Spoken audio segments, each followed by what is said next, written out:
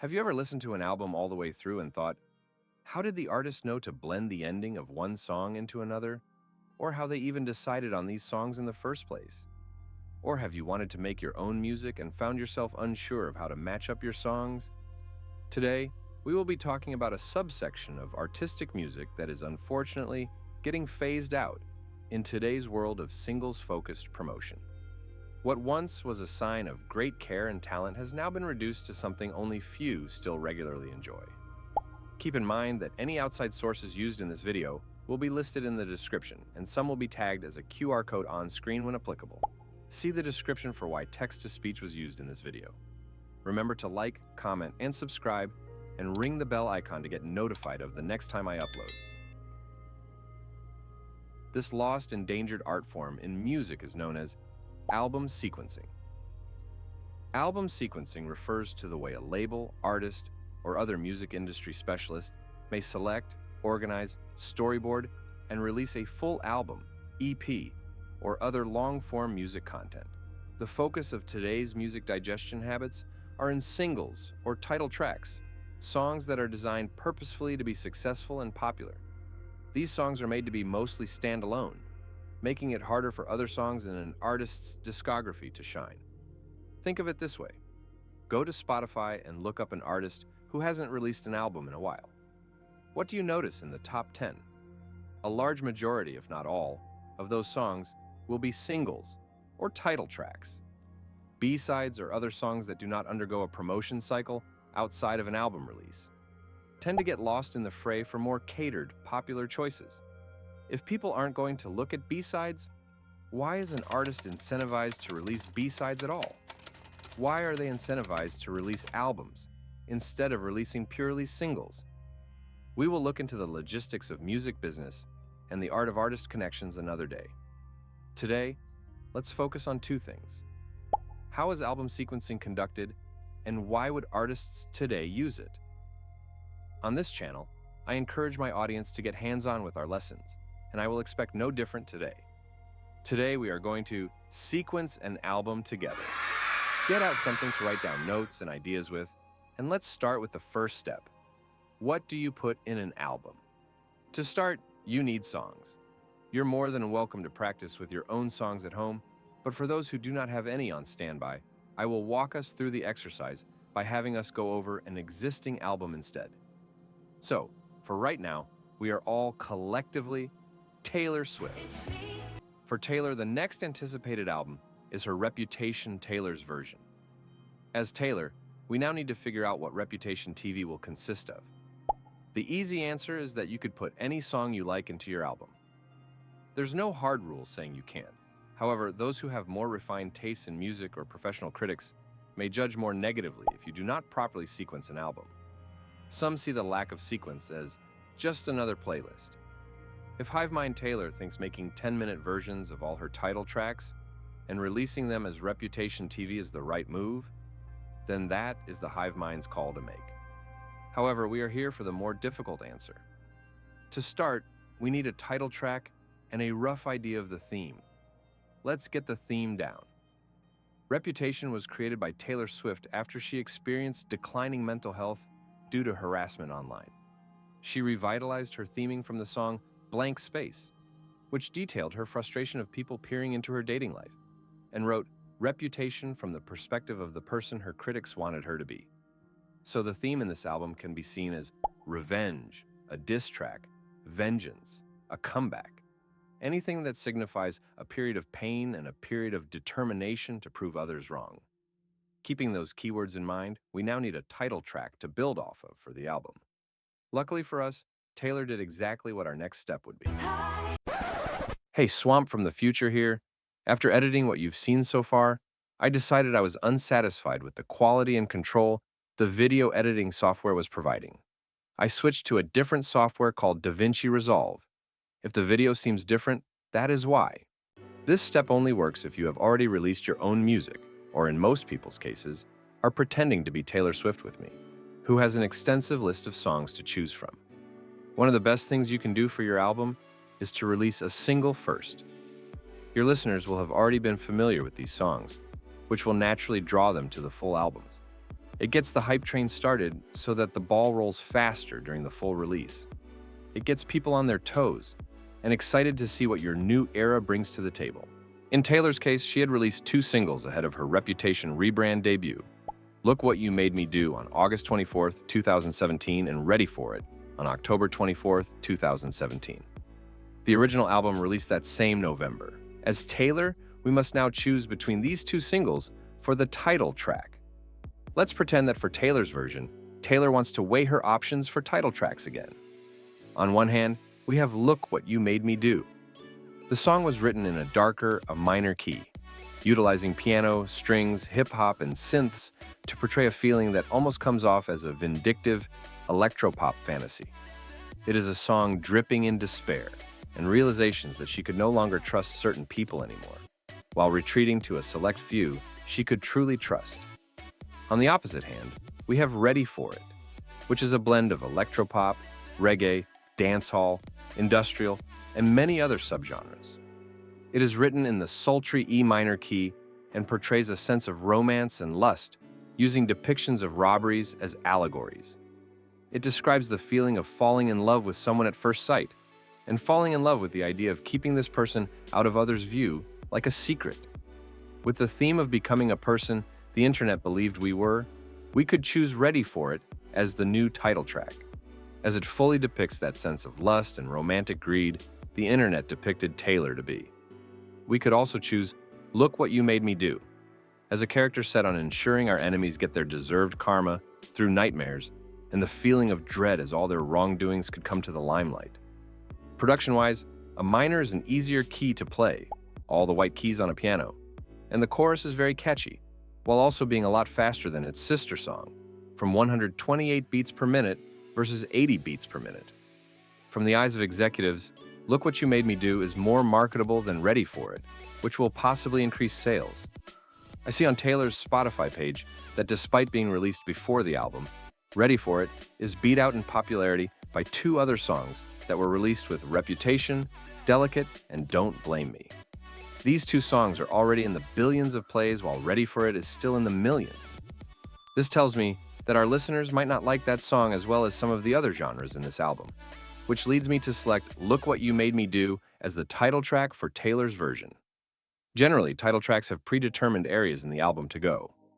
Your title tracks should be near the beginning of the album, either at the very top or within the first section, based on how many songs are present on the album. The success of an album is ranked by many categories such as overall sales, physical sales, digital downloads or purchases, streams on the individual songs, and by another metric called skip rate. Skip rate is determined by the length of time listeners hit skip or next on their streaming apps before listening long enough to qualify as a stream, typically listed as a percentage of those who did click skip. Songs and videos on TikTok or YouTube can also be measured with this metric.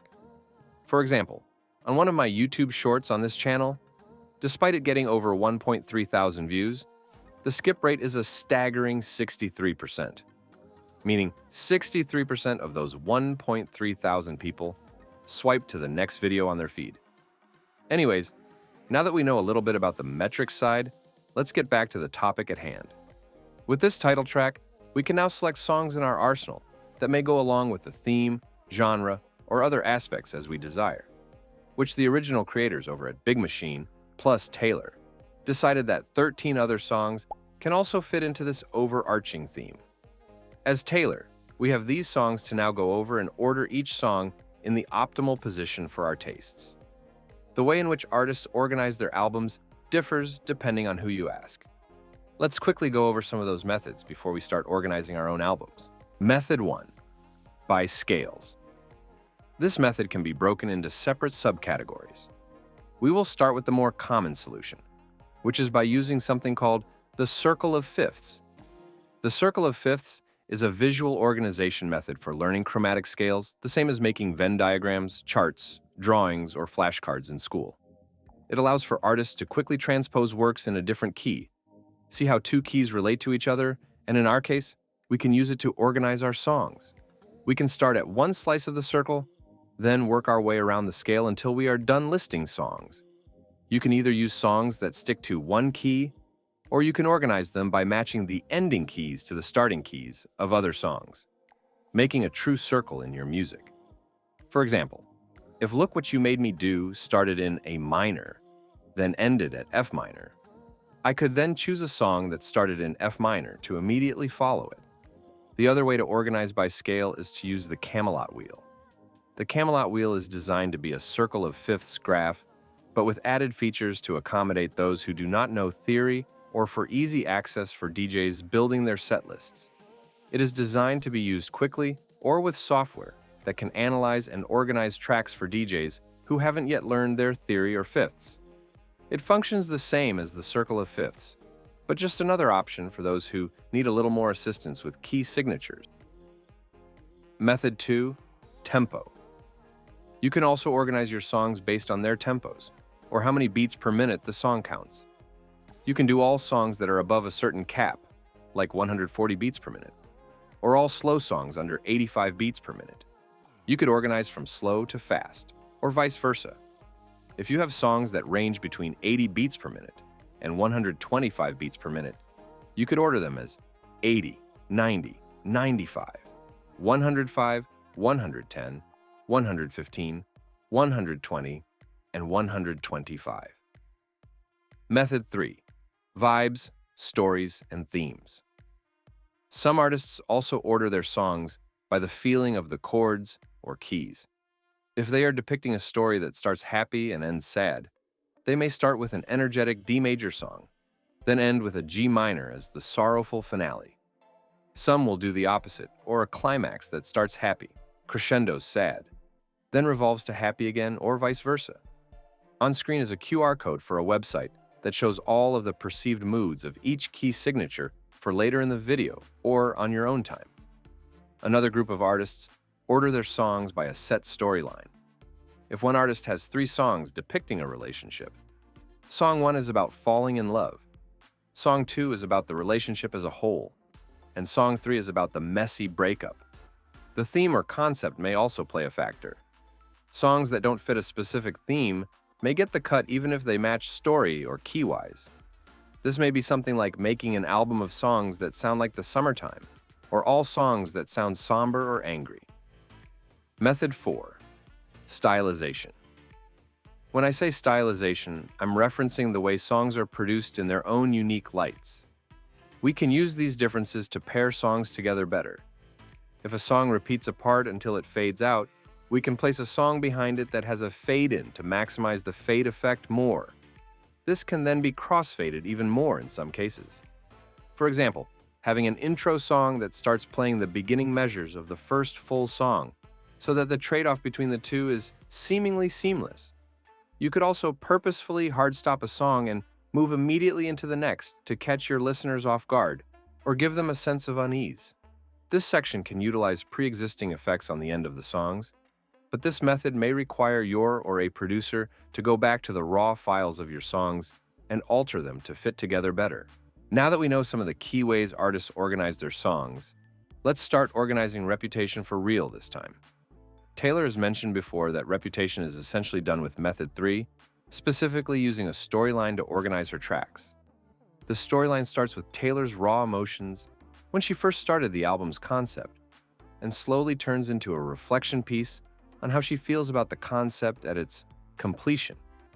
As the Taylor's responsible for creating Reputation TV, are there any other ways we can organize this album?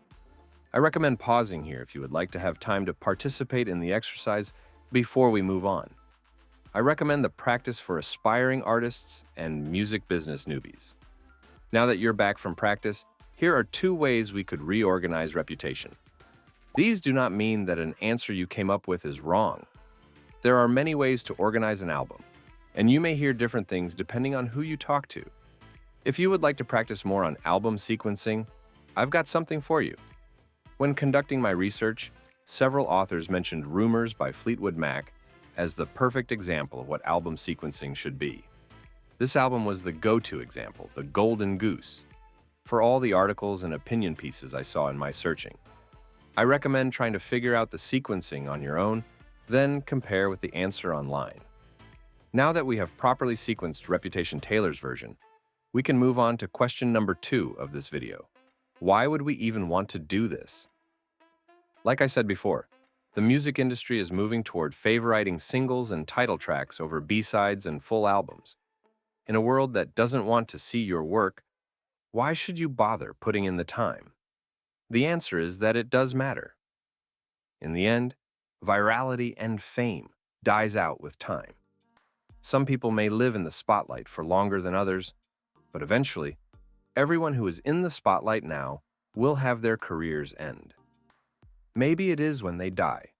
Maybe it is only a few months into stardom. All music artists' careers are extremely limited. When the internet of fast, famous fashion moves past you, the only thing left will be your passion and your more loyal fans.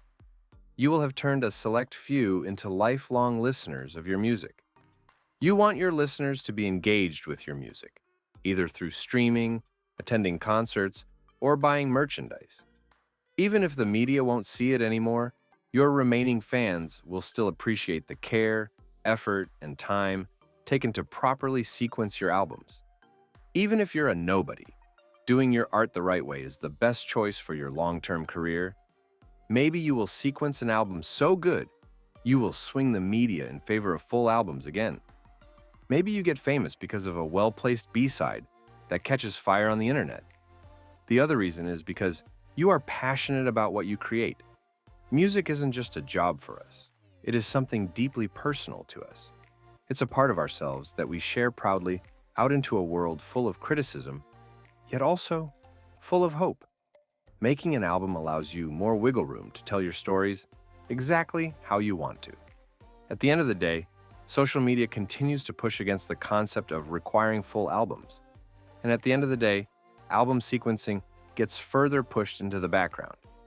Would you want to see us transition into a singles-only world? Why or why not? Anyways, don't forget to like, comment, and subscribe. And hit the bell icon to get reminded of the next time I upload. Click here to access a playlist of videos just like this one, where you get to learn the basics of music with a music producer, but with more fun elements than sitting down and reading a bunch of theory. This has been Swamp, your new favorite hobbyist producer. I'll see you in my next upload, and until then, happy sequencing.